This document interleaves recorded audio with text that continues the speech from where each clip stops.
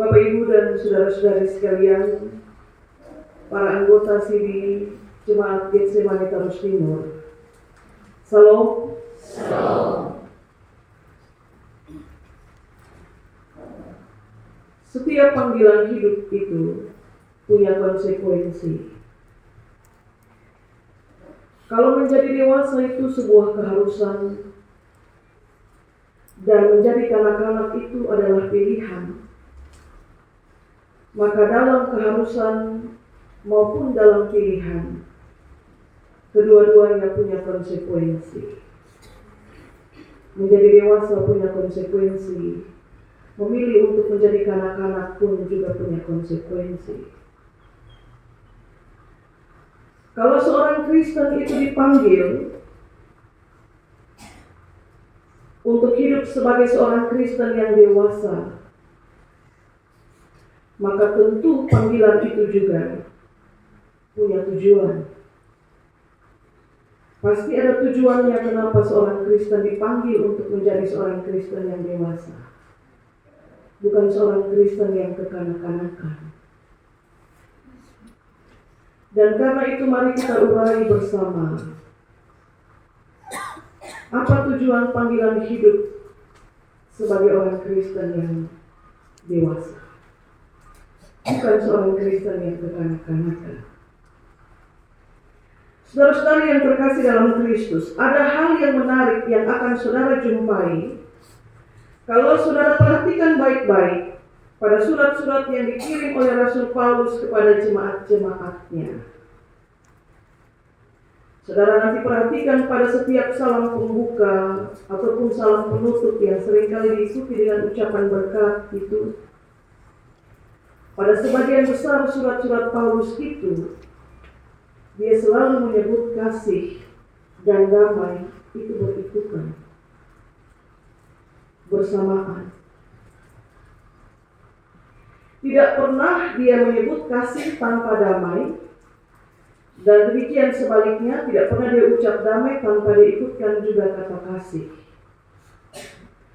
Rasul Paulus selalu mengucapkan kasih dan damai sejahtera itu bersama-sama, berikutan, seolah-olah yang satu itu dia harus melengkapi yang lain, dan seolah-olah bahwa yang satu tidak bisa terwujud kalau tidak ada yang lain.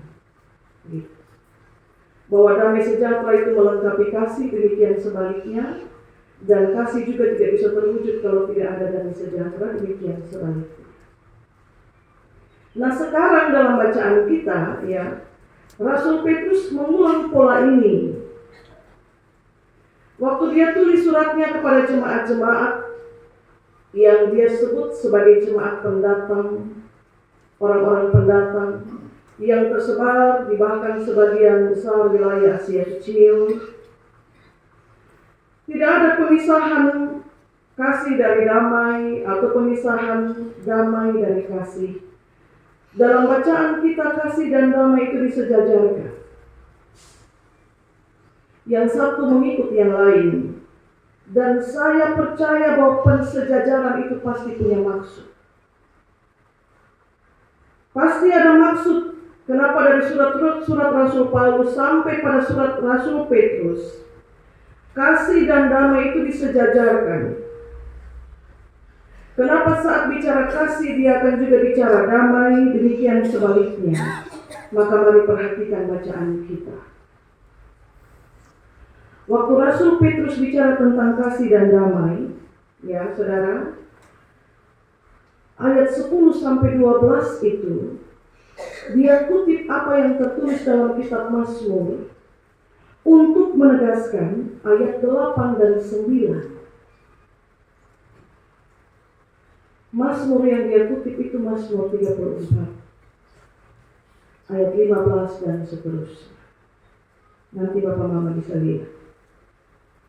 Saat dia bicara tentang kasih dan damai sebagai dua hal yang sejajar, dia hendak mengatakan bahwa relasi kasih dan damai itu tidak seperti relasi terang dan gelap, di mana kehadiran yang satu meniadakan yang lain. Kata orang, terang adalah ketiadaan gelap, dan gelap adalah tanda ketiadaan gelap. Terang. Jadi saat terang maka gelap menjadi tiada, saat ada gelap terang menjadi tiada. Ya, jadi pagi ada karena malam sulewat, atau malam ada karena siang sulewat, tidak demikian. Relasi kasih dan damai itu tidak disejajarkan seperti relasi terang gelap yang satu meniadakan yang lain. Relasi kasih dan damai itu relasi berikutan, teman-teman, yang saling menguatkan, saling melengkapi. Di mana ada kasih, di situ pasti ada damai sejahtera. Dan di mana ada damai sejahtera, di situ pasti ada kasih. Tidak saling meniadakan. Maka kemudian pertanyaannya, teman-teman, bagaimana bisa mewujudkan dua hal ini bersama-sama?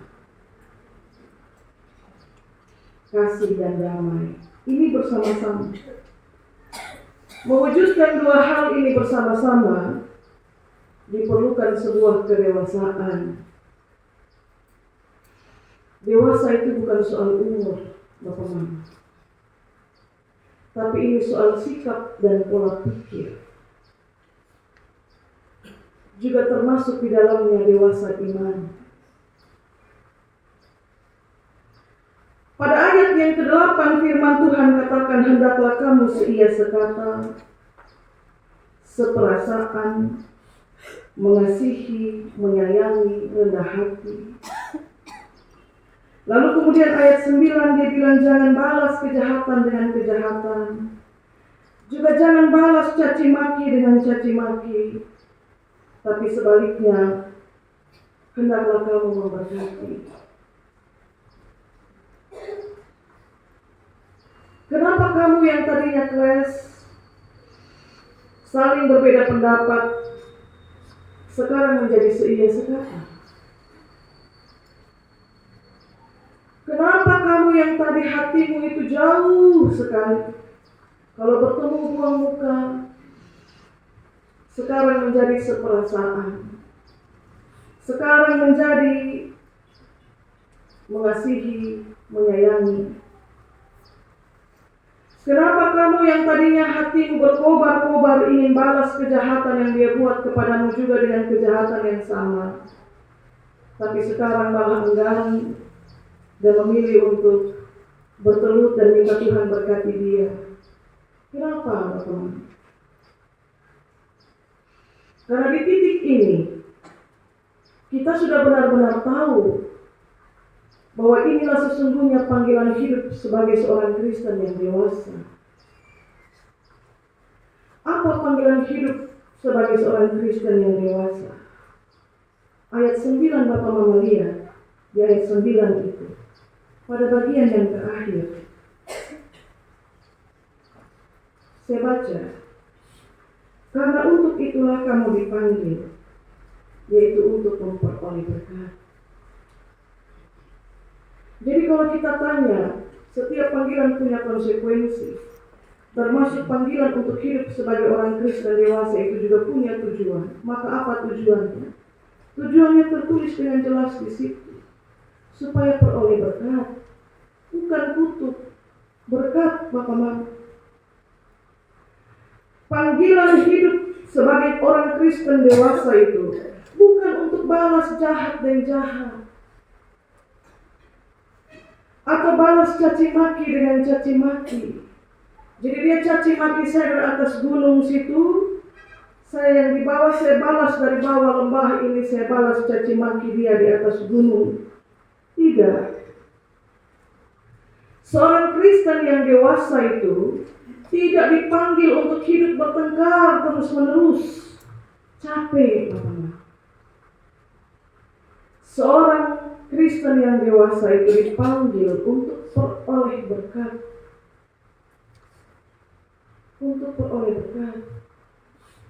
Kita tulis pembimbing tadi Mazmur 133. Bapak Mama baca itu. Berkat itu hanya diperintahkan kepada mereka yang hidup rukun. Kesanalah Tuhan memerintahkan berkatnya hanya kepada orang-orang yang diam bersama dengan rukun. Walaupun tidak bisa dipungkiri, orang-orang yang diam rukun juga tadinya berbeda pendapat. tadinya ada bertengkar juga. Hidup memperoleh berkat, lalu menjadi berkat itu bukan hanya sekedar kau punya sesuatu dan kau bagi. Juga bukan hanya sekedar kau berbuat sesuatu bagi orang lain. Bukan hanya sekedar itu. Itu juga bagian dari menjadi berkat. Tapi bukan hanya sekedar itu.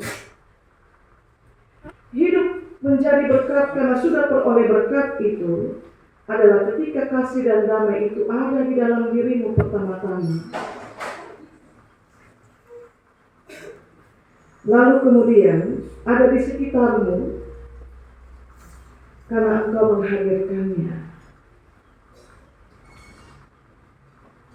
Itulah sebabnya kenapa kasih dan damai itu tidak bisa dikasih pisah. Dan dia jadi ucapan berkat Bapa. Dia jadi ucapan berkat. Semoga kasih dan damai sejahtera turun atas saudara-saudari sekalian. Tidak bisa dipisah. Itu ucapan berkat. Saya dan saudara tidak mengucapkan berkat, tapi dengan hidup dalam kasih dan damai kita sudah menjadi berkat. Maka kalau menjadi seorang Kristen yang dewasa itu adalah panggilan hidup sekaligus keharusan, ingatlah bahwa seorang Kristen yang dewasa itu dia berkerinduan untuk mencintai hidup dan melihat hari-hari baik. Dan supaya kerinduan itu terwujud, mencintai hidup dan melihat hari-hari baik, apa yang dikutip Rasul Petrus dari kitab Mazmur, ia harus menjaga lidahnya dari yang jahat dan juga menjaga bibirnya dari ucapan-ucapan yang menipu. Bapak-bapak. Lalu kemudian seorang Kristen yang dewasa juga, dia harus menjauhi yang jahat dan melakukan yang baik. Ia harus berusaha mencari perdamaian dan berusaha untuk mendapatkannya. Jadi tidak selalu kita cari-cari masalah. Seorang Kristen yang dewasa itu yang dia cari itu perdamaian dan berusaha untuk mendapatkannya. Dan kemudian ayat 12, mata Tuhan tertuju pada orang benar dan telinganya kepada permohonan mereka yang minta tolong. Tetapi wajah Tuhan menentang orang-orang yang berbuat jahat. Itu panggilan hidup menjadi seorang Kristen yang dewasa. Kuat hati, besar hati untuk menyikapi perbedaan. Kuat hati, besar hati untuk menyikapi dan juga untuk menerima bahwa orang tidak sependapat dengan kita. Kuat hati, besar hati untuk tahu dan mengerti bahwa saya tidak harus selalu diagung-agungkan, dipuja-puja sebagai yang paling berhikmat. Sebab hikmat diberikan pertama-tama kepada orang yang takut Tuhan. Ciri hidup seorang Kristen yang dipanggil untuk hidup sebagai orang Kristen yang dewasa juga bukan berarti bahwa hidupnya sudah bebas dari masalah. Tidak juga. Tapi orang Kristen yang dewasa tahu bagaimana menyikapi masalah-masalah yang ada. Persoalan-persoalan yang ada. Bahwa dia tahu bahwa yang terpenting adalah dia jaga bagaimana satu komunitas, satu persekutuan, satu bangunan itu tetap utuh. Meski di dalamnya itu angin menggoncang untuk memungkinkan dia menjadi roboh. Tapi orang dewasa tahu bagaimana menjaga supaya bangunan itu tetap kuat. Dan perjamuan kudus hari Minggu nanti itu persekutuan orang-orang yang dewasa iman. Yang diundang itu anggota SIDI. Yang diundang itu mereka yang sudah diteguhkan menjadi anggota SIDI. Bukan orang-orang yang dewasa secara umur. Perjamuan kudus bukan untuk orang-orang yang dewasa umur, tapi dewasa iman, dewasa hidup sebagai seorang Kristen. Maka baiklah saudara-saudara, meski Anda dewasa secara umur, tapi Anda belum menjadi anggota SIDI, Anda tidak diperkenankan untuk mengambil bagian dalam perjamuan kudus. Karena sekali lagi perjamuan kudus bukan hanya untuk orang-orang dewasa umur,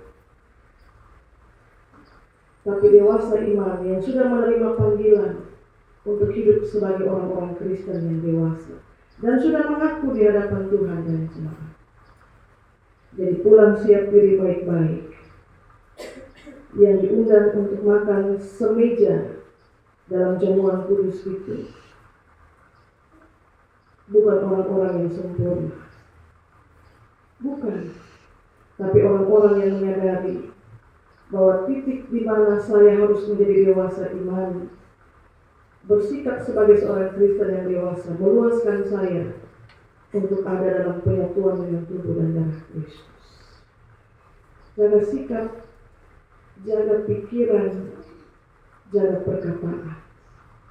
Semoga Tuhan memberkati kita dengan firman. Amin.